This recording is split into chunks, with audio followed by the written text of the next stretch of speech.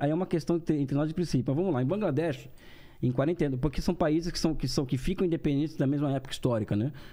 Ou seja, de 49, que a China ficou em 49, a Índia se separa. 137 né? do ranking. O Bangladesh, em 1949, ela tinha uma taxa de mortalidade semelhante da China, 27 para 1000.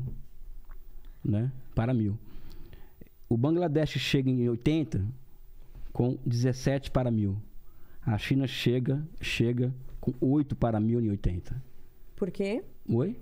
E por que a China conseguiu fazer isso? As políticas corretas de saúde pública que a China aplica As políticas feitas principalmente com dinheiro entrando depois do Deng Xiaoping não, fazer a abertura eu tô falando comercial. 80, eu tô falando 80, não tô falando 2020, tô falando 80. Mas 2020 não é Deng Xiaoping? Não. Quando que é o Deng Xiaoping? 78. E ele só começa efetivamente as reformas em 82. Mas anos 80. Não, eu tô falando 1980. Ou seja, não tô falando de 82, 84, 80. Tô falando de dados 80. Tá? E vamos falar que, por exemplo, essa questão de fome, etc. Vamos tratar dessa questão, por exemplo, que envolve a fome no mundo. Ou seja, o mundo hoje produz alimento e tem tecnologia para alimentar e vacinar o mundo inteiro.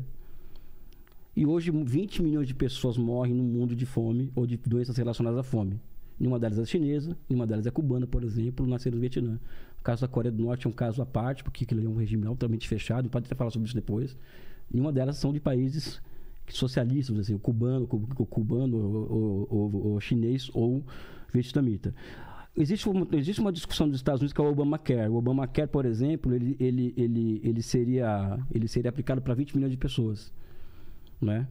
Aí está lá o fato do Obamacare não ser aprovado leva a um aumento de mortalidade de 0,5%, né, para essas 20 milhões de pessoas. Isso significa que morrem por ano a mais 150 mil pessoas, 100 mil pessoas a mais por ano, por conta da falta do Obamacare. Daqui 10 anos, alguém vai falar que o senador do Partido Democrata ou Republicano é responsável pela morte de 1 milhão de pessoas? Não, ninguém vai falar sobre isso. Né? E o caso da China, por exemplo, fazendo ainda a conta aqui de 49 a 80, vamos tratar com Mao Tse-tung ainda, porque ainda não começou as reformas, 49 a 80, a China sai de 600 milhões de habitantes para 1 bilhão. Né? 1 bilhão de habitantes. E se nós fizermos um cálculo aqui envolvendo essa queda da mortalidade da China, de 27 para 8, e a população que saltando de 600 para 1 bilhão, isso significa que a China, em relação ao Bangladesh, salvou 5 milhões de vidas por ano. Isso não é uma elucubração, isso é um cálculo. Né? Você acha que dá para calcular que eles salvaram 5 milhões de pessoas por ano, mesmo eles tendo feito a morte de pessoas por causa da coletivização das fazendas? Então você joga isso como uma política errada do mal. E aí você falou e comparou isso com o Obamacare. Então, se um deputado aqui lá nos Estados Unidos, a Constituição é feita para que tenha vários filtros e algo que seja em Washington não chegue no condado lá, tem vários filtros até conseguir chegar no cidadão comum.